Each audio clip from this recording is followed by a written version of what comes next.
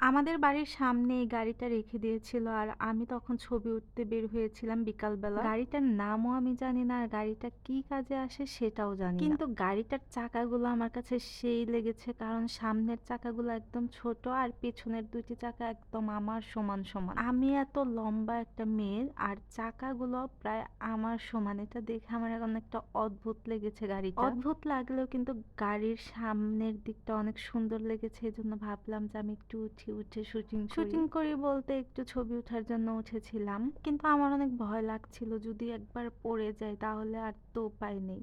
তাছাড়া মেয়েরা যেখানেই যায় সেখানেই তো জানেন তাদের সাজুগুজু শুরু হয়ে যায়। মানে একটা গাড়িকেও বাদ দিলাম না। লুকিং গ্লাসে এই যে দেখেন সাজুগুজু শুরু করে দিয়েছি। গ্লাসটা অনেক অপরিষ্কার মানে নোংরা ছিল। পরিষ্কার করে তারপরে এই যে আয়না দেখা শুরু করে দিয়েছি। গাড়িটা কিন্তু অনেক উঁচু ছিল। ওঠার সময় জানি না কিভাবে উঠে পড়েছি। কিন্তু নামার সময় আমার অনেকটা মানে আনইজি ফিল হয়েছে যে কিভাবে নামবো তাও আবার শাড়ি পরে। ১ম এ তো বুঝতেই পারছিলাম না যে কিভাবে নামবো। পরে দেখলাম যে না পা রাখার একটা স্ট্যান্ড আছে। তো ওখানে পা দিয়েই নেমে পড়লাম। তবে একটা প্রশংসা করতেই হয়। শাড়ি পরে অনেকে হাঁটতেই পারে না। ঢং করে পড়ে যায়। আর সেখানে শাড়ি পরে এত লাফালাফি ঝাপাঝাপি আমি করতে পারি। হাজার হলেও গ্রামের মেয়ে বলে কথা। এজন্য শাড়ি পরে এত বড় গাড়িতে উঠেছিলাম। দেখেন আমার বুক পর্যন্ত প্রায় এই গাড়িটা। শাড়ি পরলে আমাকে কেমন লাগে অবশ্যই আপনারা কমেন্টে জানাবেন।